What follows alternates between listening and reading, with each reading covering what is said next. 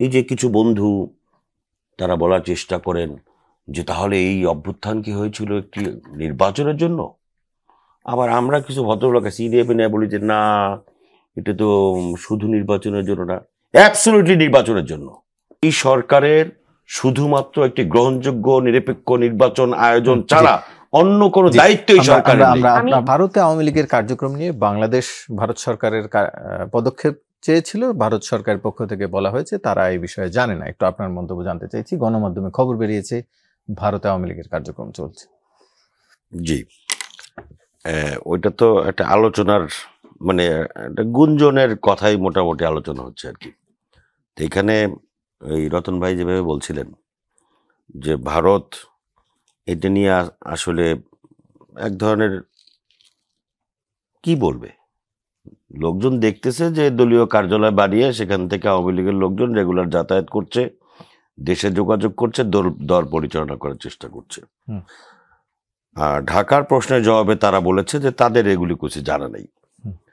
তো এখানে আমাদের কি বলা আছে বলেন?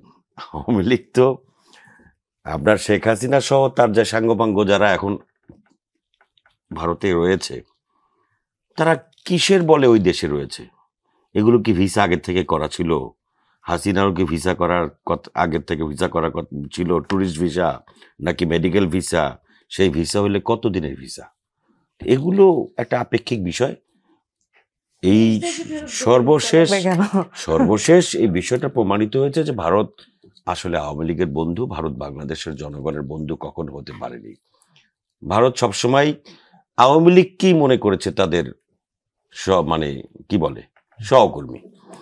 তো আমাদের সহ আলোচক হুমায়ুন ইসলাম একটু দেরিতে এসছেন, তার কিছু কথা এখানে এসছে, আমার মনে হয় কিছু কথা বলা উচিত এখানে একটু ছোট করে। জি, নজরুল ইসলাম খান সাহেবের বক্তব্যকে উনি বললেন যে তাদের কথা একটাই যে নির্বাচন করতে হবে, নির্বাচন করে তাদের ক্ষমতা আসতে হবে।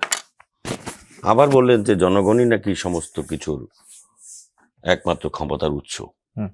তাহলে যেই জনগণ ক্ষমতার উৎস, জনগণ ক্ষমতার মালিক, সেই জনগণের মতামত বা সেই জনগণ কি চায় সেটা বোঝার জন্য নির্বাচন ছাড়া অন্য কোনো মাধ্যম কি বিদ্যমান আছে কিনা আমার জানা নেই। কিন্তু গণপরিষদ যদি নির্বাচন হয় সেখানেও তো জনগণ ভোট মতামত দিতে পারে।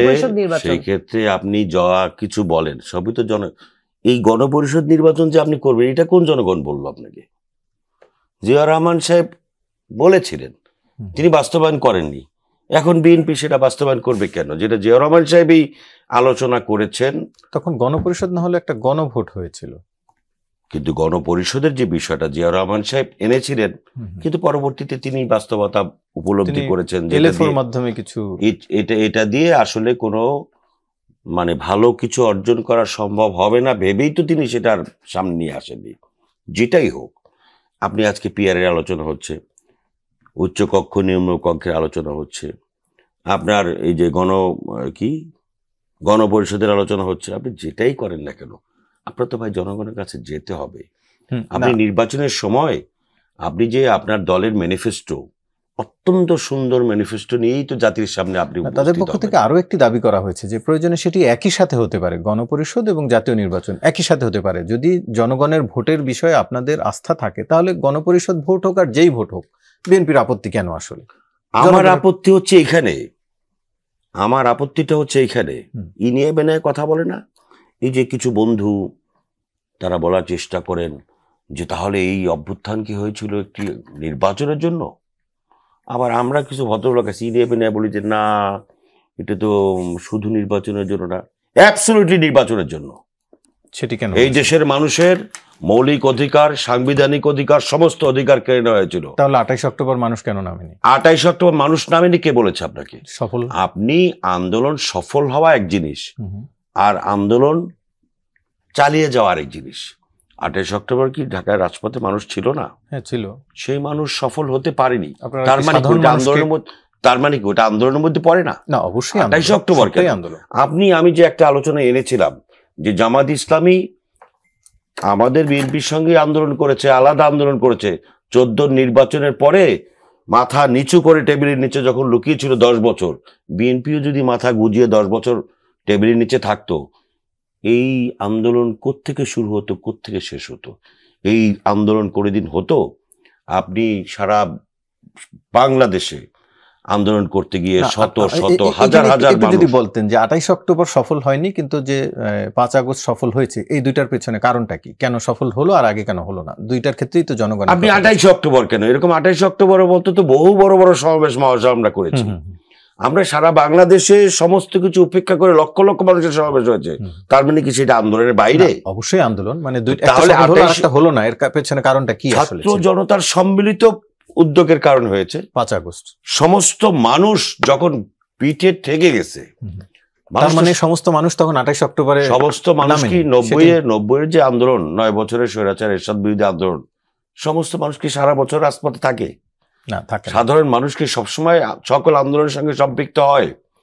এই আপনার বরিশালের আন্দোলনের সঙ্গে রাজশাহীর জনগণ কি একত্র হয়ে আন্দোলন করে? চাওয়াটার সাথে যদি মিলে যায়, বিষয়টা হচ্ছে, আমি পরে, এখন সুযোগ দেওয়ার তো সুযোগ। জি বলেন। বিষয়টা হচ্ছে যে আন্দোলন আপনার ধারাবাহিকভাবে চলে আসছে। আন্দোলনকে থামানোর যে প্রক্রিয়া, সেই প্রক্রিয়াগত বিষয় এক এক সময় এক এক রকমের ব্যাসিবাদ ব্যবস্থা গ্রহণ করেছে। সেই আন্দোলন সফল কবে হবে? দিন তারিখ দিয়ে কেউ করতে পারে? তাহলে এই আন্দোলনের একটা পর্যায়ে গিয়ে শুরু হয়েছে। আজকে যারা আমরা বলতেছি যে আমাদের কারণে এটা হচ্ছে, আমাদের ভাই কারা? এই 2, 4, 5 জন 10 জন সমন্বয়ক। ওই সমন্বয়করা বলতে পারবে মোহাম্মদপুরের এই যে বিশাল আন্দোলনের সমন্বয় কে ছিল? তারা কি বলতে পারবে ব্র্যাক বিশ্ববিদ্যালয়ের সামনে থেকে পুরো এই যে এই রাস্তাটা যে হাজার হাজার মানুষের যে সমাগম, সেখানে কোনো সমন্বয়ক ছিল? এখনো সমন্বয়ক, আপনি ব্র্যাক বিশ্ববিদ্যালয় বা প্রাইভেট ইউনিভার্সিটির সমন্বয়ক বললে পিটানি দেয়, যাই বেটা তুই করতে আসছিস, বন্ধ করে এগুলি। আপনি এখন সমন্বয়কটাকে গালি হিসেবে গ্রহণ করে মানুষ, এবং যেই সমন্বয়করা বলতেছে আমরা সব কিছু, সেই সমন্বয়করা লিখিত বক্তব্য পাঠ করেছে, এই আজ থেকে আমাদের আন্দোলন সমাপ্ত ঘোষণা করো, এই আন্দোলনের সঙ্গে আমাদের কোনো সম্পর্ক নেই। আবার এই বড় বড় সমন্বয়ক আনিসুল হকের আইনমন্ত্রীর বাসা থেকে বের হয়ে তারা কি বক্তব্য রেখেছিল? এগুলি নিয়ে ঝগড়াঝাটি করার বিষয় না। বিষয়টা হচ্ছে আপনার ম্যানিফেস্টো নিয়ে আপনি জনগণের কাছে চাইবেন। এবং আমি যেই কথাটা খুব জোরে শুরু করেছিলাম যে এই সরকারের শুধুমাত্র একটি গ্রহণযোগ্য নিরপেক্ষ নির্বাচন আয়োজন ছাড়া অন্য কোনো দায়িত্ব এই সরকারের নেই। আমি ওনার কথাটা এক লাইনে উত্তর দিব, এক লাইনে, জাস্ট এক লাইনে। না, আপনি সিস্টেম ব্রেক করলে তো সমস্যা। আন্দোলনের কথাটা উনি বলেছেন, 90-এর আন্দোলনে মানুষ রাজনৈতিক দলগুলোর উপর আস্থা রাখার চেষ্টা করেছিল। 3 দলীয় যে জোটের রূপরেখা, সেটা বাস্তবায়ন যখন হয় নাই, তখন কিন্তু আর এই কারণে 28 অক্টোবর সাধারণ জনগণ ওনাদের কথা বলতে গেলে কিন্তু আপনার আমি আপনার কাছ থেকে জানতে চাই যে সাধারণ নেমে এসে এই আন্দোলন সফল করেছে। আমি আবার আপনার কাছে ফিরবো, আমি আপনার কাছে আবার ফিরবো।